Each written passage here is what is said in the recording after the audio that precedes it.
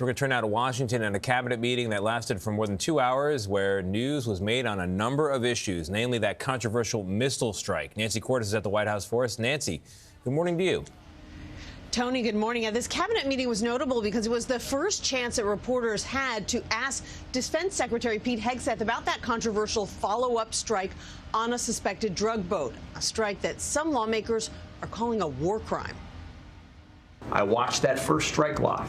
Sitting directly to the president's left, Defense Secretary Pete Hegseth said he was no longer in the room on September 2nd when a Navy admiral ordered a second strike on this suspected drug boat. A couple of hours later, I learned that that commander had made which he had the complete authority to do, and by the way, Admiral Bradley made the correct decision to ultimately sink the boat and eliminate the threat. The first strike reportedly killed 9 people, and the second killed the final 2 who were clinging to debris. That is the part that has many in Congress outraged. I think there's a broad consensus that it's illegal to kill people who are clinging to wreckage. Let me be very clear.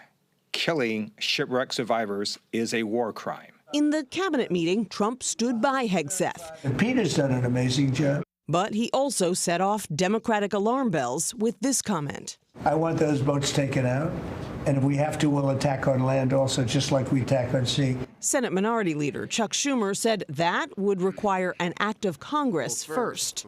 If Trump were to order an attack on land, that would be an act of war, and Congress would invoke the War Powers Act. The more than 2-hour cabinet meeting touched on a variety of topics, from inflation. The word affordability is a con job. To immigration. We're going to go the wrong way if we keep taking in garbage into our country. The president stoking a new controversy with these comments about people who came to the U.S. from the African nation of Somalia. I don't want them in our country. Their country's no good for a reason. Their country stinks. And we don't want them in our country.